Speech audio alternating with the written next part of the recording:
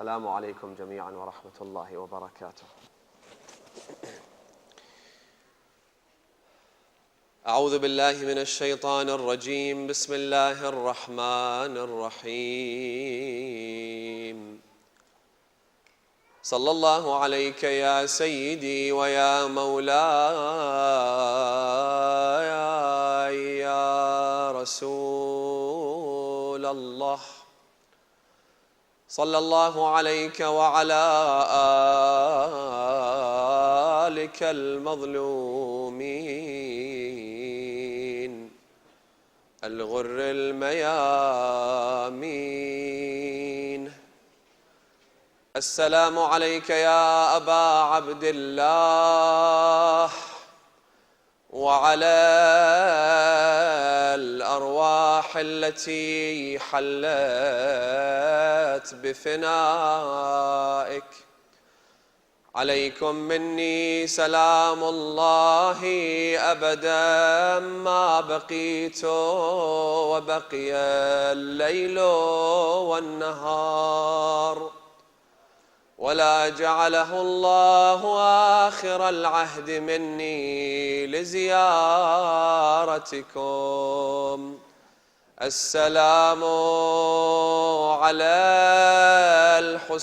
الحسين وعلى علي بن الحسين وعلى أولاد الحسين وعلى أصحاب الحسين ورحمة الله وبركاته. For the hastening of the reappearance of the Master of mankind, the awaited Savior, our Master, our leader, Al-Hujjat ibn al-Hasan al-Askari, recite aloud salawat ala Muhammad wa ali Muhammad. Allahumma salli ala Muhammad.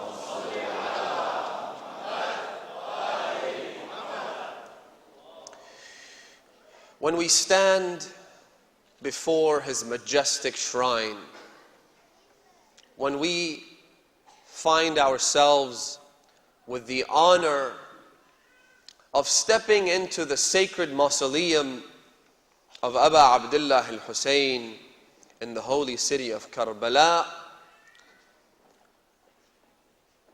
the members of the Ahlul Bayt, members of the household of purity and infallibility, the Imams, have instructed us to begin our address in this manner. The very first thing we say when we're about to recite the ziyarah of Imam al-Hussein is this following statement: Allahu Akbar kabira walhamdulillahi kathira wa subhanallah bukratan wa asila. So the first thing you and I say, and there's a lot that we can say, isn't there? When you think of Imam Hussein, what do you think of?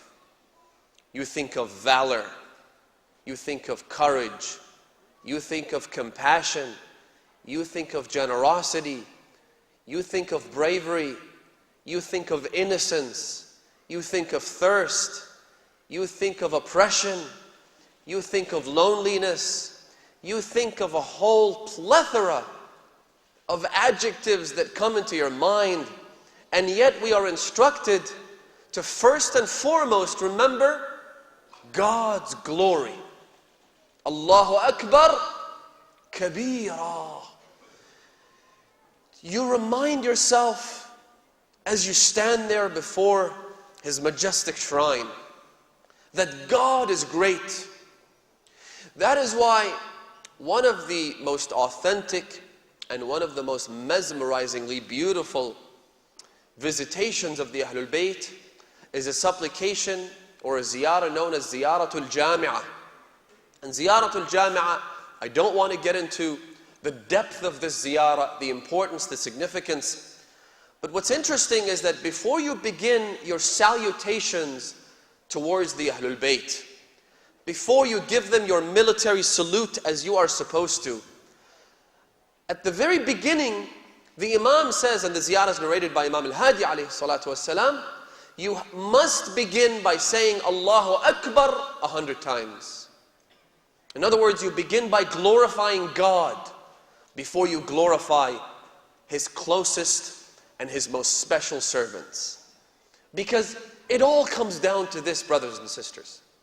When we speak about the objectives of Imam al-Hussein, when we talk about the goals that the Imam was trying to achieve, when we discuss the mission, the tactics, the strategies, a lot of things come to mind. But the ultimate objective, by far the most important, by far the most sublime, is the establishment of divine truth. In other words, it is to remind us, Imam al-Hussein shed his innocent blood to remind us all that we have been created and that this Creator deserves His worship. This Creator deserves our lives being completely dedicated to Him. Imam al-Hussein is making a bold statement. That statement is that I am giving everything for the sake of this Creator so that you will remember that in the end all that matters is that Creator. It is about Allah subhanahu wa ta'ala. So that's the first thing we say, Allahu Akbar kabira, and then walhamdulillahi kathira. Isn't it odd, isn't it interesting that you glorify Allah and then you thank Allah? Not just thank Him in an ordinary fashion, but alhamdulillah kathira. Praise and glory and thanks to Allah as much as He deserves, abundantly, greatly. Why? Because when you think of the saga of Hussein, with the benefit of hindsight, right? We come 14 centuries after the fact, after the incident. And so when you look at it with the benefit of hindsight, the only thing you can think of is just what did God do in Karbala? How great, how skillfully this whole plan was put into practice. How Allah subhanahu wa ta'ala put His might on display for humanity to witness in awe until the day of judgment. How the whole plot of this story was so masterfully executed that we now look back, we remember the story, we mourn the tragedy, but in the end you can't help but say what Lady Zainab said, Ma ra'aytu illa jamila. I have seen nothing but beauty. Because again, with the benefit of hindsight, with the benefit of seeing the results of Imam al-Hussein's mission, the fruits of his action, you can't help but stand in awe of Allah subhanahu wa ta'ala. How God took Hussein's name, took that legacy, the sacrifice that was made in Karbala, and He made sure that it paid off. He made sure that God's name is now glorified whenever you think of Hussein. He made sure that whenever you think of Hussein, you can't help but fall in prostration and in submission to Allah. That's why whoever loves Hussein must and has no other option but to also love Allah. Whoever cries for Hussein has no option but to stand before Allah and perform the obligatory prayers. If you find someone who loves Imam al-Hussein but is lacking in the area of their prayers or their acts of worship, then there's something wrong. There's a disconnect. Something's not adding up. Either he or she doesn't know Imam al-Hussein as well as they should, or what they know of Imam al-Hussein isn't translating into action, which again means there's something wrong in the formula. The equation is just not adding up. And so, as I said last night, when you think of Imam al-Hussein, you think of the grandeur of Allah, and that Imam al-Hussein's mission was ultimately to establish belief in Allah. So if you recall, I mentioned some of the more absurd arguments that are used by atheists and try to rebut them. And I just want to continue with that tonight, inshallah. Because while there is a lot of different topics we can discuss, I honestly feel that, for instance, the Salafi Wahhabi threat, the ISIS violent extremism threat that has engulfed the Middle East and is basically being perpetuated across the globe, isn't something that ideologically we should be concerned about.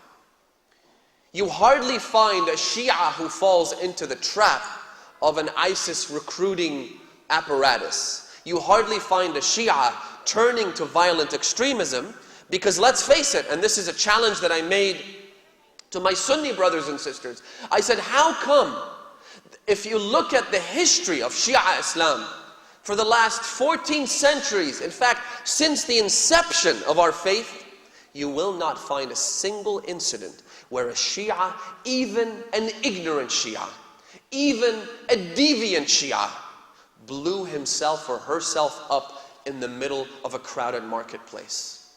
You'll never see that. So doesn't that tell you something about the fact that there are other schools of thought which do breed this kind of extremist, violent ideology? Doesn't that speak volumes about their ideology, about their foundational values and principles? How on earth they could produce someone of this caliber? How they could manufacture people so lost, so far off from the path of righteousness that they'd be willing to blow up a mosque full of Muslim worshippers in the holy month of Ramadan. Worshippers who are fasting, right? So we don't have that problem. I don't see a Shia turning to that sort of ideology. However, we are surrounded with the danger of atheism, logical positivism, and aggressive rationalism, right? All these isms that we're talking about, they are dangerous, and they are slowly but surely influencing our youngsters.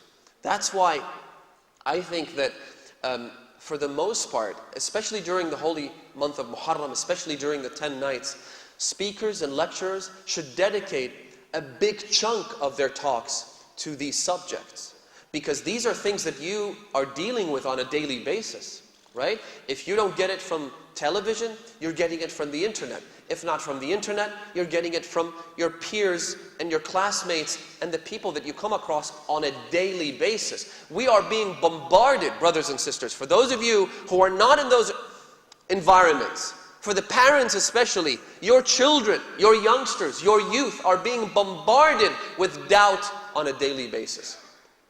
Now, in the face of this vicious onslaught of doubt, misconception, what are we doing in return? What are we doing to counter those attacks?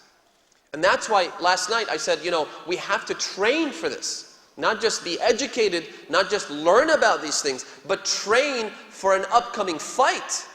And this fight is happening as we speak. It's not even something that's going to happen in the future. It's happening right now, right here. So today I just want to continue the topic that I began with last night. And that is the absurd arguments that are used by atheists all over. Now, one thing you'll notice about atheistic arguments is that on face value, if you take them on face value, they do suggest that there is some sense to the arguments. In other words, they are appealing when you first encounter them.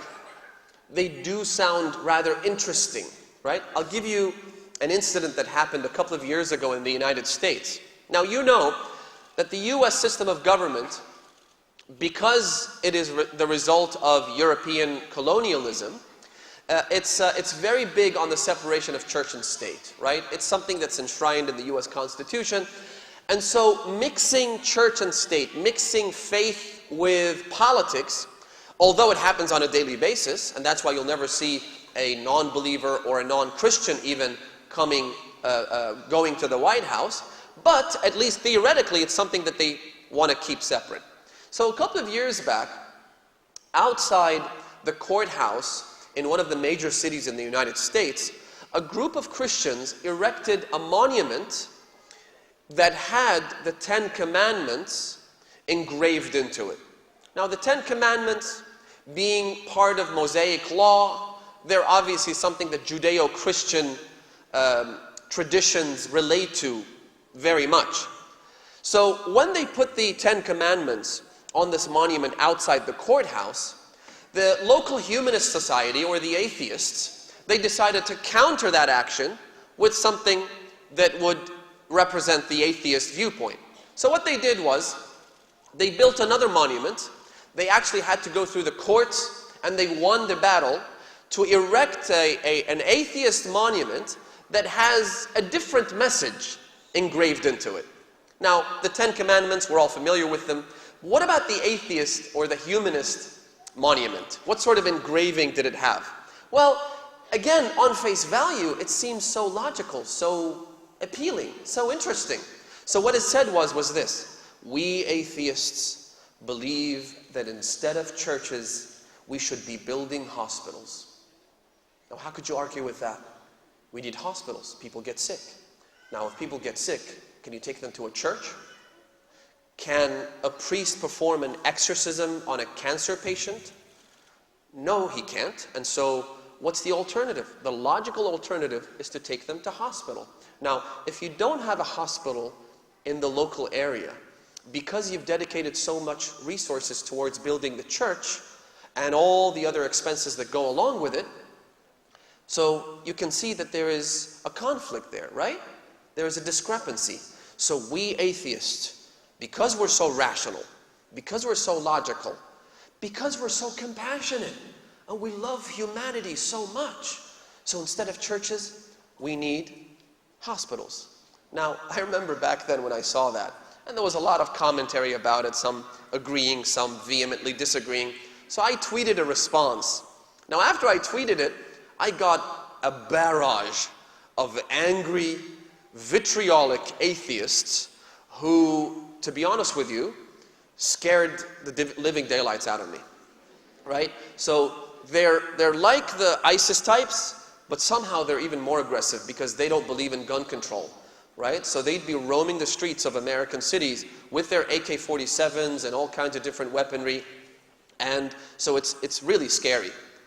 So what I tweeted was this, right? Again, the atheist argument, we need hospitals, not churches. In response, I said, instead of this atheist monument with the engraving, how about we erect a public urinal in case somebody coming across, needs to relieve themselves? So why spend money on this monument when you can spend money on a public urinal that's going to benefit everybody, atheist or believer, all equally? So you see how, when you look at their arguments, it's like, yeah, you know what? We need hospitals. Why do we have too many churches? And in response, of course, my response didn't solve the problem. But in an attempt to solve, it solved the problems for the people who need to relieve themselves in the park. But in an attempt to really solve the problem at hand, here's what I would say.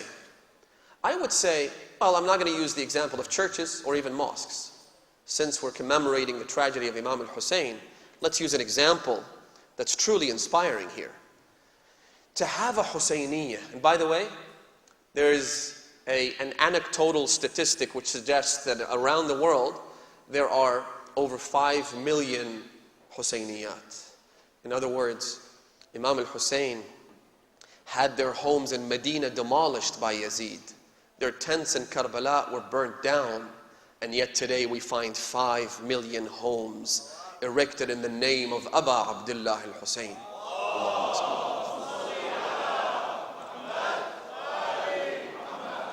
Covering the planet from east to west, from north to south, every corner of the globe.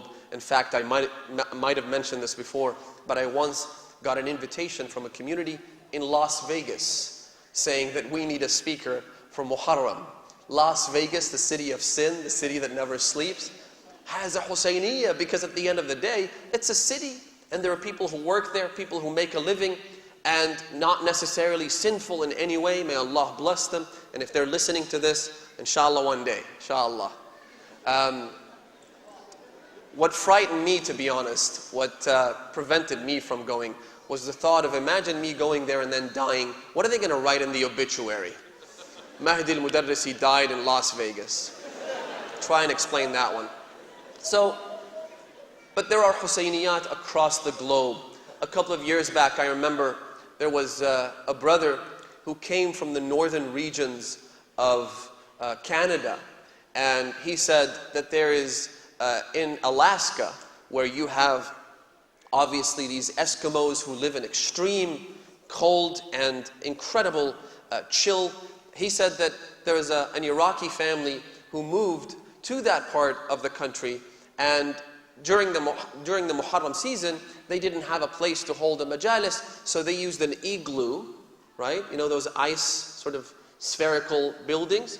They used an igloo to hold majalis for Imam Hussein. Just last night, somebody sent me a message of the French port city of Calais in France, where you have tents. It's an encampment for refugees. Many of them are Syrian, some of them are Iraqi. And subhanAllah, as the cameraman is moving through the tents in this camp, it feels as though you're going from Najaf to Karbala. It doesn't feel like you're in France, in the north of France. It feels like you're in Karbala or in Basra or in Beirut or someplace, because you have all of these tents, and each one of those tents has a black flag symbolizing the flag of Aba Abdullah al-Hussein. And there are recitations and there are lamentations being read by everyone there. So Imam Hussein's memory, Imam Hussein's legacy is here to stay. And as I've said in the previous nights, divine will stands behind this project. It's not about us. It's not about the 1.5 billion people who observe a holiday on the day of Ashura as a public day of solemn mourning. It's none of us that contributes to this. The fact that we get together is for us to board the ark of salvation, not to contribute to the cause of Aba Abdullah al-Hussein. If any of us contributes financially to the majalis of Aba Abdullah al-Hussein, about which we have ahadith, and the imams have encouraged us to do this, again, the only thing we would get out of it is our own salvation. Imam Hussein's remembrance is here to stay regardless. So, once again, you go back to atheistic arguments, and you find that although they have appeal, but in the end, having a Husayniyah inspires all kinds of acts of goodness. Having a Husayniyah is to create a space for people to come together, to remember the teachings of Imam al-Hussein, to be inspired by the tragedy of Imam al-Hussein, to do all kinds of good in society. Having a Husayniyah is what inspires many people in the East as well as the West. I've seen many communities in Europe, in North America. You probably have the same tradition over here, where people go out, they help the homeless during the 10 nights of Muharram. Homeless, I don't care what your faith is, I don't care what religion you subscribe to. If you're homeless, if you're needy, then I'm here to help you because I'm a Shia of Hussein. If you are thirsty, then on the day of Ashura, I'm going to hand out bottles of water for those people who are thirsty in the name of Hussein. Incidentally, we have a tradition that says, if you quench the thirst of those who are thirsty on the day of Ashura, it's as though you have quenched the thirst of the orphan girls of Aba Abdullah al-Hussein.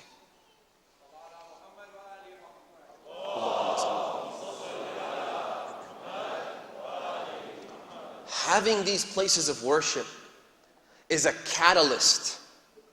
You know what a catalyst is? In chemistry class, I'm sure you all remember. You need, in order to ignite a chemical reaction, you often need a catalyst. Sometimes that catalyst is fire, right? The fire that fuels this engine of goodness, kindness, compassion, love, is the love of Hussein. It is the Husayniyat. It is the mosques. It is the places of worship where God is glorified. So you see, all of a sudden, the atheistic argument makes absolutely no sense. One of the arguments, again, which I didn't get to cover as much last night, is what Stephen Hawking says. Now, Stephen Hawking, as reputable a scientist as he is, and of course they're making movies out of his life, he gets invited, he gets the Nobel Prize, he gets invited to the White House, he's all over the news, right? All that recognition, because he's contributed to physics, to theoretical physics and cosmology and what have you, and that's all well and good, we don't have a problem with that. The problem is when a person who is supposed to be a scientist uses science to contradict science. How do they contradict science? Here's what he says, and this is on his official website, I looked it up. He says that if the world was created 5,000 years ago, as per the biblical account, the book of Genesis, which talks about, basically it proposes a theory which is adopted by people who are mostly centered in the United States, who call themselves young earth creationists, right? And young earth creationists basically believe that the earth was created about 5,000 years ago, so circa 3,000 before Christ.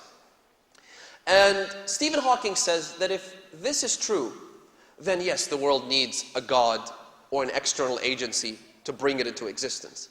But if the world came about through the Big Bang, and if time and space were both created with the Big Bang, then we don't need a God.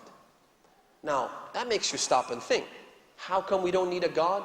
If the earth is 5,000 years old, then we need a God, but if it's 17 billion years old, then we don't need a God? Well, he explains, thankfully, and he says that because time and space both came into existence through the Big Bang, therefore, existence is an essential feature of the dynamic of the universe. Now, in case you are not following his logic, that's because even he is not following logic, right? Existence is an essential feature. What that means, if we're using plain English, it means that we are existent because existence is a part of us. But if existence is an essential feature, if we exist because we must exist, how is it that you claim that existence had a beginning? If it had a beginning, then something, someone, whatever that may be, and I'm not concerned about the attributes or features at this point, something must have brought it into existence. If it had a beginning, then existence is not a part of its essential dynamic. Because existence should not have a beginning or an end. It should always be existence. It has to exist at all times. But if it had a beginning, then existence is not essential to it. So I ask Dr. Stephen Hawking, right? And I don't care, to be honest with you, if you have a PhD in particle physics, if you teach at MIT, or you hold the Newtonian chair in Oxford University, right? I don't care if you have 17, illustrious degrees and you're a decorated scholar. In the end, I want you to boil this down to me in words that a 4-year-old could understand. How is it that something which essentially exists could have a beginning and an end, incidentally? So the standard model of the universe, as they call it, is something that basically postulates a beginning, a Big Bang, and an end, a big crunch. So if it's got a beginning and an end, who is doing all of this? Who's doing all of this? Let me tell you something that Richard Dawkins said. Now, Richard Dawkins, again, as I explained last night, is my favorite lunatic of an atheist to pick on, because he is so self-contradictory, because he is so silly when it comes to using the name of science to contradict science. The most basic physical laws, the laws of thermodynamics, the laws that state that that matter cannot be created or destroyed, but rather transferred from one state to another. The laws that state that you cannot have a fire burning perpetually as a continuous motion machine. A fire cannot burn forever. It's going to deplete its inner energy. At some point, it's going to run out of fuel. Everybody knows that. A 10-year-old knows that. But somehow when it comes to the universe, these laws don't apply. So let me quote this idiot. Richard Dawkins says, and I'm using this language because he himself is incredibly vulgar, by the way. especially when it comes to Muslims. So he says, he was interviewed on the BBC's Hard Talk, if you're familiar with that program, which has a very skilled journalist who makes probing questions and inquisitions. So he responded to a question which was about why he doesn't believe in God by saying, and I quote, that this world, this universe is too complex to have been created by a God. Now let's think about this for a moment. What he's saying is that the universe is so mesmerizing, it is so beautiful, it is so complex, it is so unfathomably beyond our reach, that nothing could have created it. Let me rephrase this argument in a different way to make it more, to explain just how absurd and nonsensical it is. This is almost like someone telling you that to build a house, you need a builder. We all know that.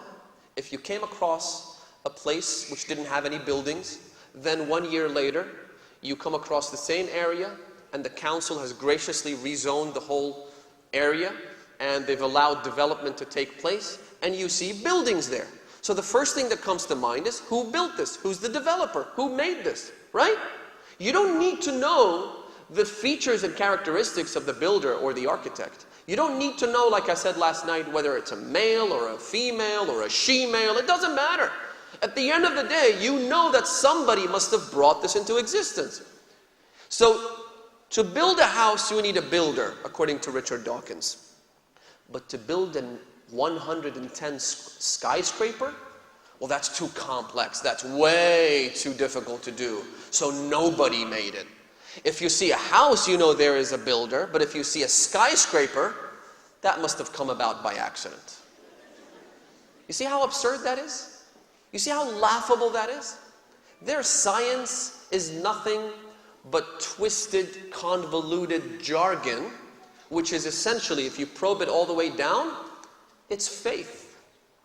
It's nothing but a deviant religion is what it is. In other words, they have faith that somehow everything that exists in the world was brought about by itself, or to quote Stephen Hawking, as a feature of its very essence. Really? If you can prove to me that this piece of paper came about on its own, this piece of paper, how simple is that? Does it get any more primal or simple? If you can prove that this came about on its own, then I will accept that this whole universe came about on its own. But you can't even do that. You can't even do that. Because you know that this paper, as a logical human being, you know that the paper must have come from somewhere. Where did it come from? Is it cotton? Is it trees? Is it something else? Is it synthetic? Is it manufactured? Is it handmade? Is it, obviously someone must have produced this.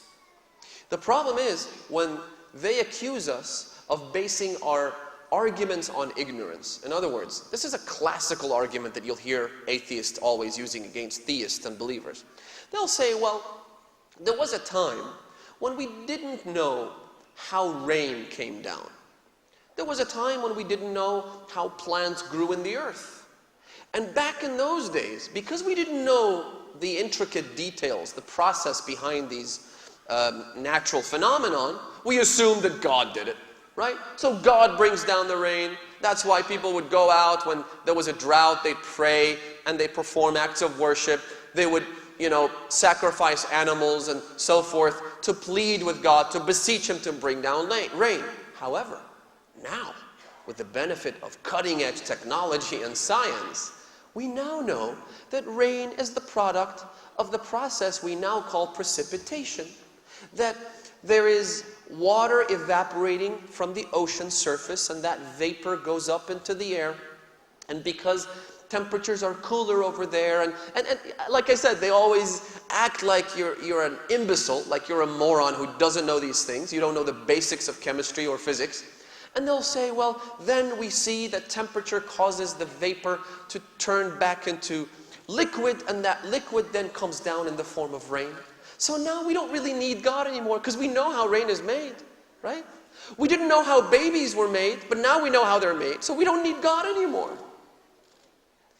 But see where the problem is? Again, on face value, to someone who is not equipped with the right arguments to respond, someone who instead of using his innate knowledge of God chooses to resort to philosophical arguments, you see how someone like that could begin to shake, how their faith could start to crumble. But the response is this: knowing how the rain is made does not preclude the necessity for the existence of the Creator. If anything, it makes the process seem a lot more difficult, a lot more complicated. We used to think that it was just water coming from the heaven, and now we know that, you know what? No, this is complicated stuff. This is hard to do. We can't manufacture this ourselves. That's why California is now going through one of its worst droughts in its history. The 7th economy in the world. That's how big the Californian economy is. All the technology in the world can't help them get one additional drop of rain. Well, they have science. How come they can't do anything about it? What's science doing about this? Science explains the process. It doesn't replace the originator. Right? Try and remember this. Science explains the process. It doesn't replace the one who creates the process. The one who builds a universe that is so harmonious, so beautiful, so plugged in, so perfect in the way it works, right?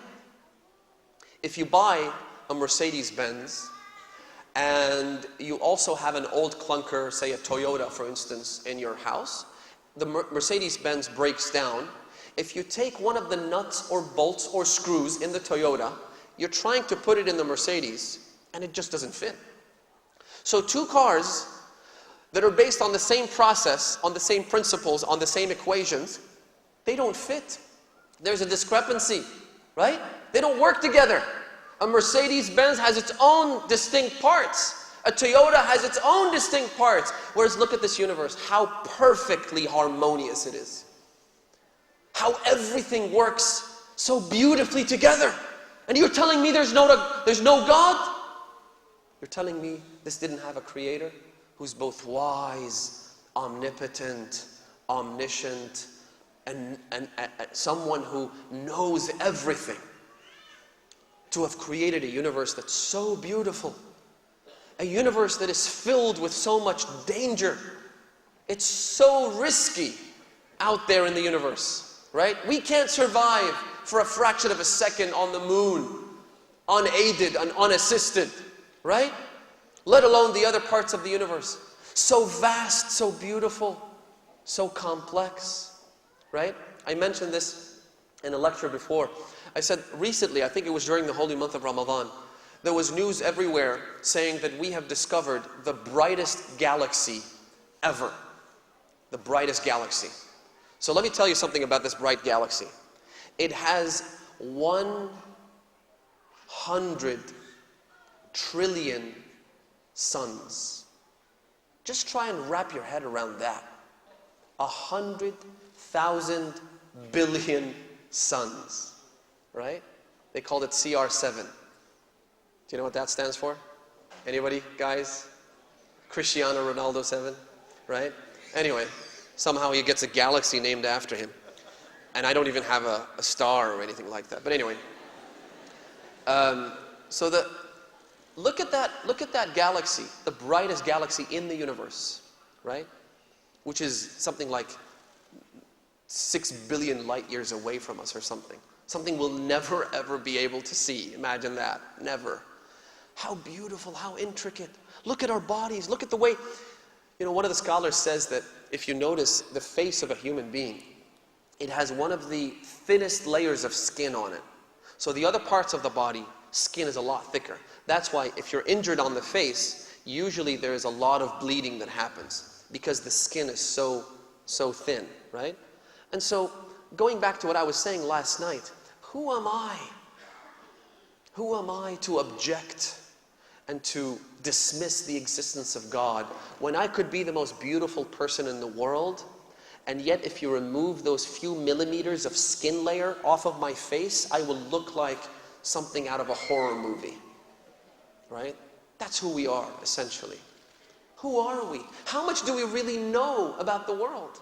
How much do we know? One of my favorite examples that illustrate and highlight the complete weakness of mankind is a disease called vitiligo. A lot of you might be familiar with what it looks like. Essentially, vitiligo is a disease that, it's an autoimmune condition that causes skin pigmentation. And so you'll notice that they will have patches of white skin, right? Very, very pale white skin next to their regular skin, which kind of, it's very highlighted, it's very pronounced. It's called vitiligo. This disease has been around at least since biblical times, because we know that Jesus cured the lepers and those who were suffering from vitiligo. Now, up until this day, 2,000 years after Jesus, and God knows how many years before that they knew about this, 2,000 years after, scientists still don't know what causes it, let alone how to cure it. And I have a theory about this, as to why scientists have not discovered a cure. I think they will never ever discover a cure. Might sound a bit dismal, but I think the reason for that is because God wants to show the world the greatness of the miracle of Jesus Christ. Only Jesus, and someone like Jesus, can cure vitiligo, and nobody else. Not science, not all the PhDs put together. Look at how weak we are. There's a YouTube channel called Vsauce. I don't know if you're familiar with it, right? So this channel has clips, and it's got these videos which essentially do one thing: to show how stupid you really are, right? So what they do is they tell you the weirdest facts about science, things that you'd never expected. For instance, there's a video that says, did you know we are actually living in the past, not the present or the future? And they scientifically prove that we're living in the past. There's another video which says, you think that when you look at different colors, you're seeing red and you think that's red, but are you? Is that really red? How do you know it's not green? How do you know your red is not my blue, right? It's the most counterintuitive things you can come across. And essentially what it proves is just how little we know about this world. How little we know. Our knowledge, the collective human knowledge, all of it put together, is nothing but a drop in an ocean of ignorance. An ocean of things that we do not know.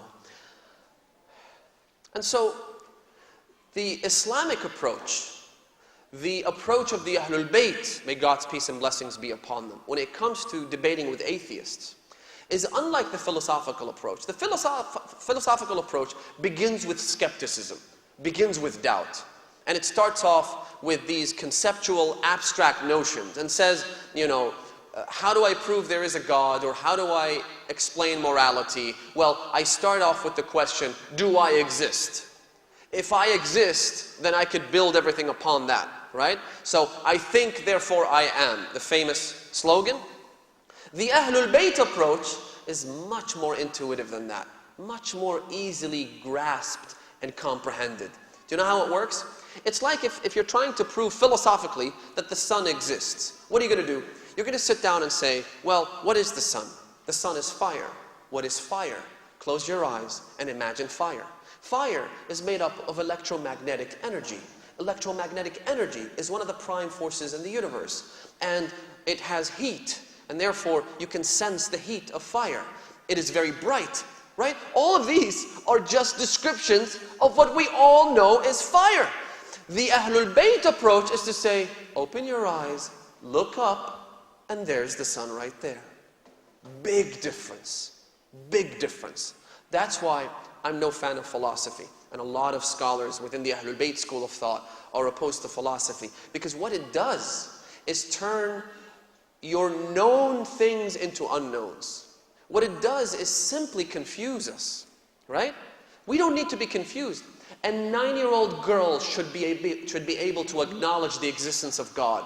That's when she becomes baligh, according to most scholars, although there are those who say that it has to do with the manifestation of physical signs and physical puberty. But let's just say 9 years, right? A 9-year-old, a 10-year-old girl should be able to acknowledge the existence of Allah subhanahu wa ta'ala. Try doing that with philosophical arguments. Try. It's only going to confuse the poor girl. Instead, what do? Open your eyes and you'll see it. Let me give you a couple of examples and wrap up. A guy by the name of Abdul Karim ibn Abi al-Awja, who was an atheist, I mentioned his name a couple of nights ago, who was very aggressive as well, in the sense that he would come visit Imam al-Sadiq alayhi salam and he would debate with him in a very vulgar manner sometimes. So one day he comes inside the Imam's house and the Imam welcomed him with open arms, right? Absolutely no disrespect of any kind. Come on in, right? Although, for those of us who are not equipped with the right tools to counter their arguments, then we should keep a distance. But if you're a scholar like Imam al-Sadiq, then you can debate anybody. So Ibn Abi al-Awja comes in. He said, I don't believe in God. Prove to me that God exists. The Imam told him that, were you created or did you create yourself? He didn't want to say that I was created, because obviously if you say that, then you have to acknowledge the creator. So he said, no, I created myself. I wasn't created, right? It's polemics, right? And the arrogance you find in atheists most of the time, atheists, not agnostics, but atheists, the ones who say that I know for a fact that God doesn't exist, unbelievably arrogant. So he said, no, I was not created. The Imam said, well, let me ask you a question. If you were created, what would you look like? So he started thinking, but he was vocalizing his thoughts. He said, I would be either tall or short, I would be either fat or skinny, I would be limited by time, and I'd be limited by space, I'd be able to walk, I'd be able to move, I'd be able to this. The Imam said, well, that's exactly what you are. If you were created, you would look exactly the same. He said, no, I created myself. I don't know what I would have looked like, but I created myself. The Imam said, really? You can create things? In other words, you can bring things into existence? He said, sure. The Imam said, like what? What can you create? He said, I create maggots. I don't know if you've seen, sometimes when you leave food out to rot, right? Especially meat that decays, you go back to it a couple of days later, and what you see is these tiny little legless worms or maggots. And he said to the Imam that I create maggots. I'm the creator. The Imam said, how? He said, well, when I urinate, I come back to the place where I urinated and I see maggots crawling around. So I created them. There's no other logical possibility as to how they came about. The Imam said, really? You created the maggots? Then can you tell the difference between the maggots and the magina? In other words, the male and the female maggots? Could you just distinguish them for me so I know which one's male, which one's female? Because if you created them, surely you should know which one's male and which one's female. Because you made that decision for them. فَبُهِتَ الَّذِي كَفَرَ. The fact of the matter is, brothers and sisters, belief in Allah subhanahu wa ta'ala is something that comes naturally to all of us. How does it come naturally? Very simple.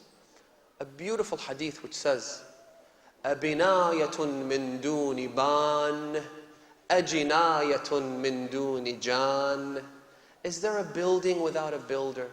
If a simple building needs a builder, then this vast cosmos needs no builder. Why do you contradict science? Why do you spit at everything that science holds sacred? Why do you do that? Why are you so arrogant?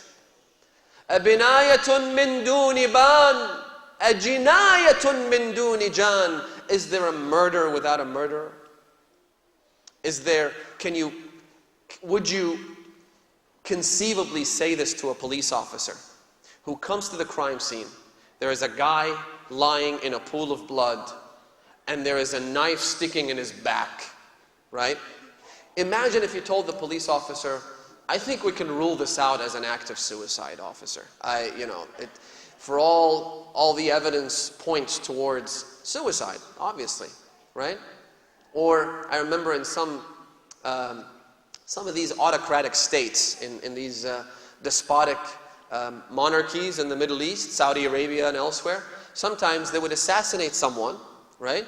But in the news, they put the coroner's report as well. What a big mistake that was. If you're gonna kill someone, just say, make up a story and go with that. Instead, these people were so idiotic that they'd say he committed suicide, but the coroner's report shows 4 bullets to the head. Now, how could you commit suicide with 4 bullets, not 1? أَجِنَايَةٌ مِّن دُونِ جَانٍ, Imam al-Sadiq says. Is there a murder without a murderer? Look at the crime scene. There's a book that came out recently, actually, a very interesting book called God's Crime Scene, which basically tackles the whole idea of the existence of Allah subhanahu wa ta'ala as a forensic investigator would, as a scientist would. The fact of the matter is, all you have to do is open your eyes. And I'll conclude with this. Every once in a while, Allah subhanahu wa ta'ala afflicts us with some kind of tribulation, some kind of problem, tragedy, difficulty. And it's in those moments when we have severed all hope from ourselves and others, when we have given up on help coming from any other source, we cling on to the ultimate helper, to the creator of the universe. It creates a moment of lucidity and clarity like no other, right? It's when we're in trouble. I remember there was a picture, a really telling picture as well, which showed Iranian school kids sitting for their final HSC exams, right? The diploma tests. And so you've got the picture of all the kids, in their classrooms, sitting down, separated a few meters apart, so they don't cheat, obviously. And they're doing their test. But there's another picture that shows their parents waiting outside the school. 99% of those parents are waiting outside, holding a copy of the Quran or Mafatih al-Jinan, reciting dua for the success of their kids. When you're in trouble, when you've got an exam coming up and you haven't studied hard enough for it, suddenly, to whom does your heart turn?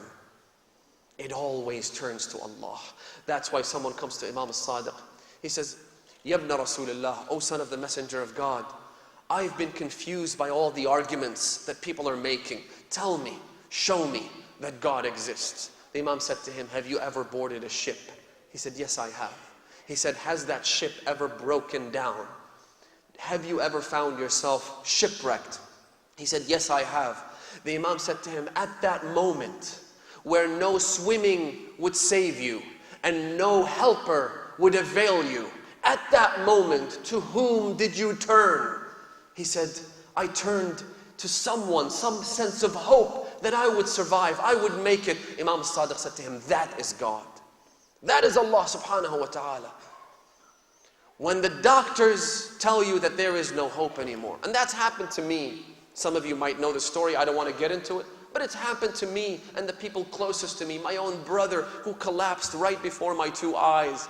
And then doctor after doctor, physician after physician, specialist after specialist came to me saying that we're doing the best we can, but there is no hope. We've never seen such a case where the person recovers having gone through all this trauma. At that moment, when you know the doctors can't help you because they're telling you they can't help you. When you know the nurses can't do nothing as much as they'd like to. When you know that the pilot can't save you because the engines have failed and the plane has stalled. When you know that the captain of the ship can't really save you in the midst of this turmoil in the oceans that are as high as a mountain. You know nothing can save you. You turn to Allah subhanahu wa ta'ala. That is another reminder where Allah subhanahu wa ta'ala is saying, I do exist and I'm here to help. Turn to me, I'll help you. Someone comes to the Prophet. It's a beautiful hadith which you probably never heard. A Bedouin comes to Rasulullah. He says to him, Ya Rasulullah, does God exist? The Prophet said, absolutely. He said, how? Show me. He said, he is the same person who comes to your rescue when you are lost in the desolate desert with nobody around, no one to save, and you lose your camel who has all the necessary items that can sustain your life. At that moment, in the middle of the sandstorm, when the camel is gone, when all the luggage and all the food and all the water is gone, and you know that you have no one to save you, that's when Allah subhanahu wa ta'ala manifests Himself by proving to you, in your mind, you will have no doubt that He exists. Especially when you are ultimately saved. When you know that against all odds, something intervened. Someone came to the rescue. So the Bedouin says to the Prophet, he says, وَنِعْمَ الرَّبُّ هَذَا.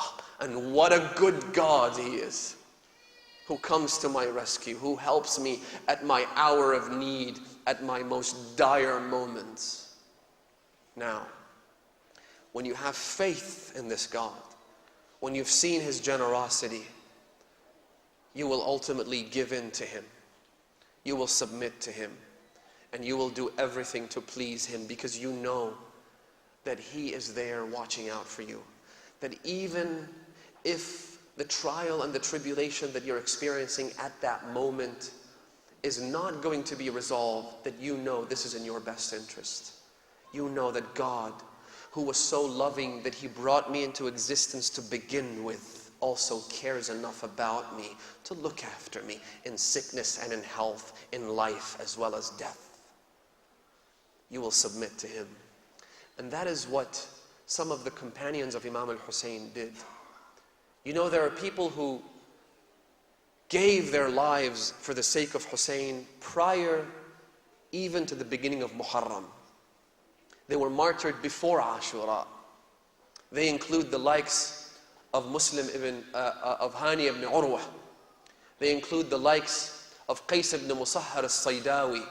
You're all familiar with his story, right? He's the one who was sent as a messenger from Imam al-Hussein, and he carried a letter. To who? To some of the leaders of the Shia in the city of Kufa.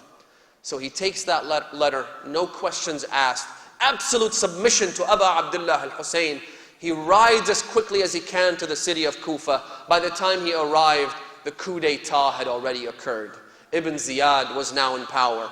And Ibn Ziyad knew that Imam al-Hussein would find a way to communicate with his followers and his companions in Kufa. So he sent spies outside the city to wait for anyone coming in with a message.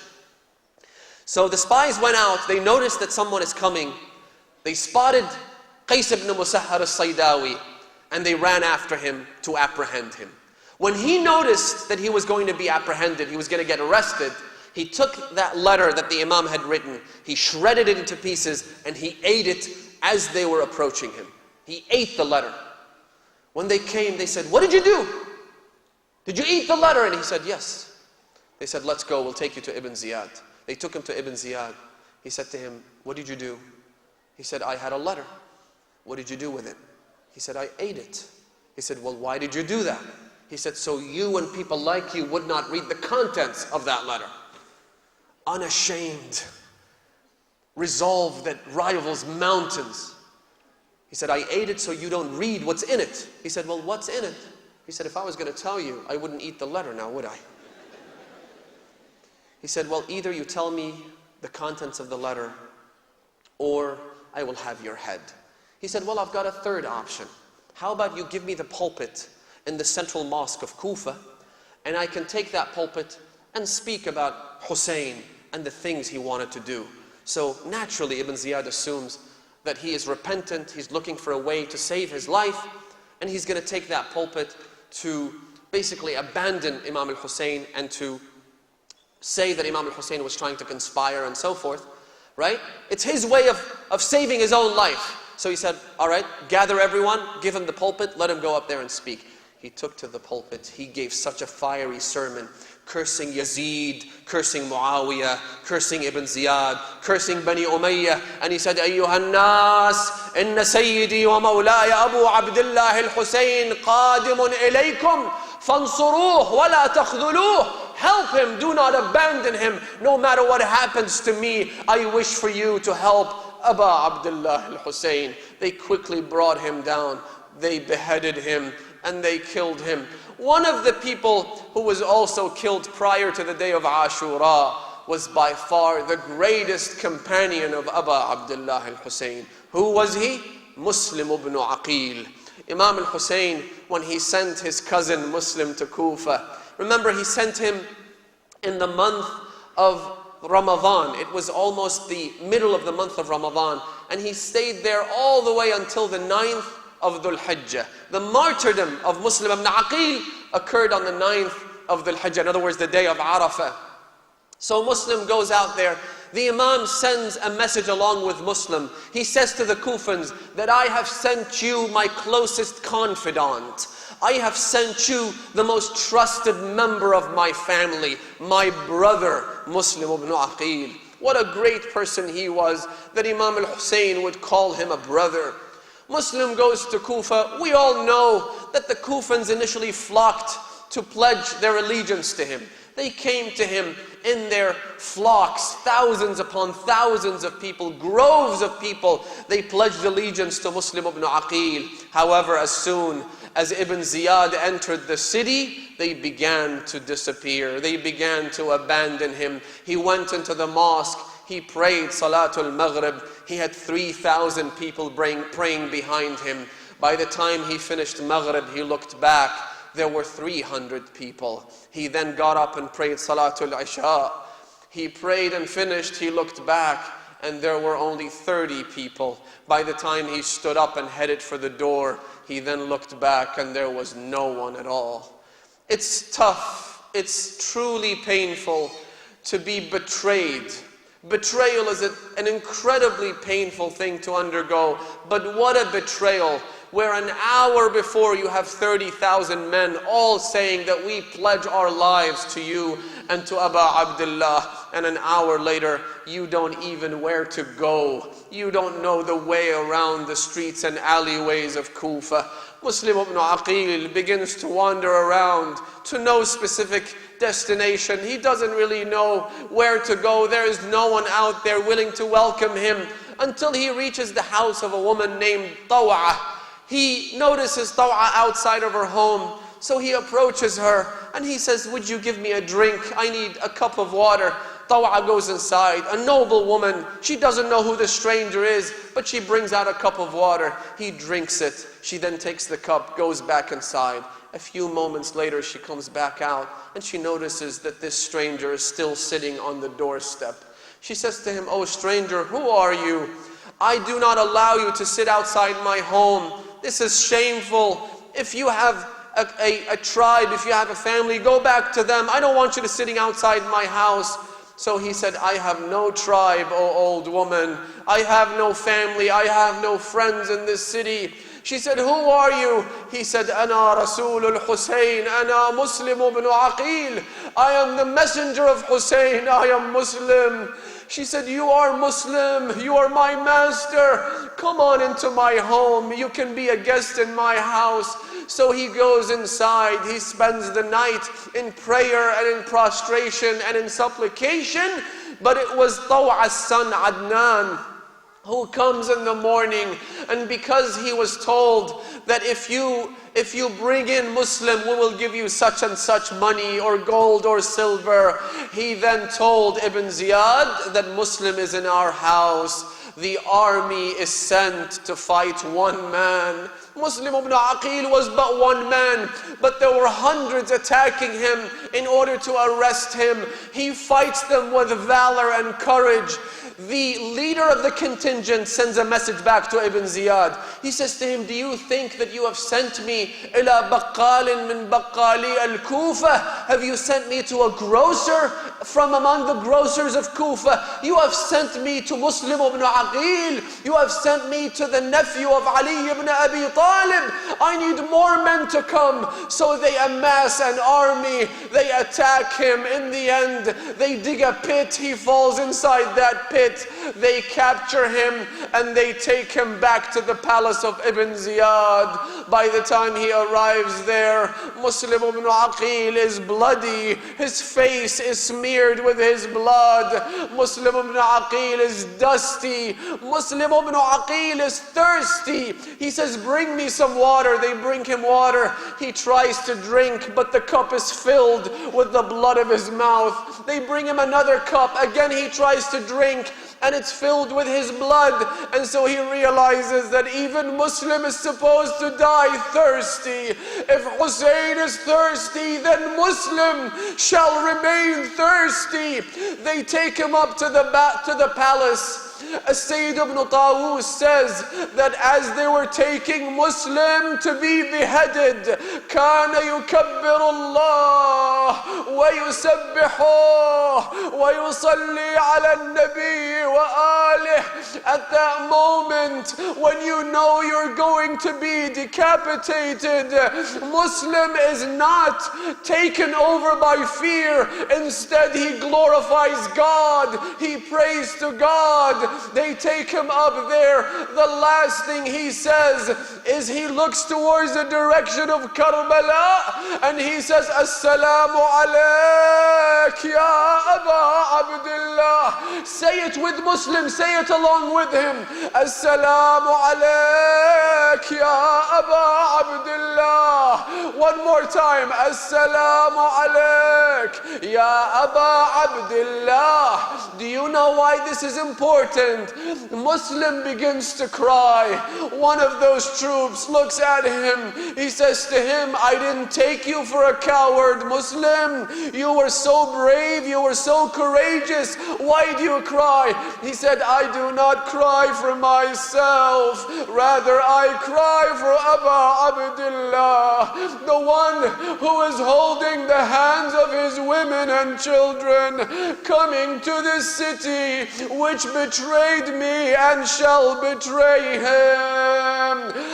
Muslim ibn Aqil had his children in the camp of Hussein, and yet he didn't mention his own children. He didn't mention his two boys that would die. He didn't mention his daughter Hamida who died in Karbala. He only mentioned Hussein, Hussein, Hussein. So he sends his salam to Aba Abdullah. Now we all know that saying salam is recommended, but to reply is obligatory. It's wajib, isn't it? So Muslim says salam to Hussein on that day. Hussein replied to his salam. But do you know when?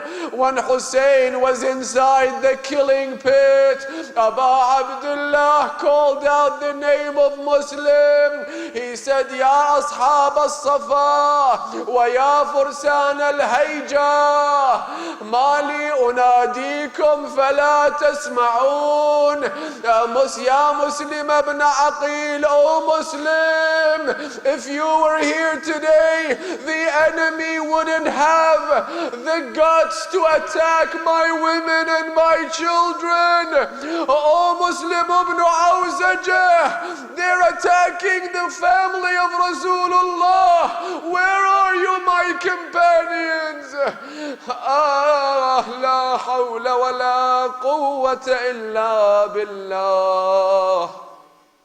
Al-Ali al-Azim. Ya Hussein, Ya Hussein, Ya Hussein, Ya Hussein, Ya Hussein, Ya Hussein.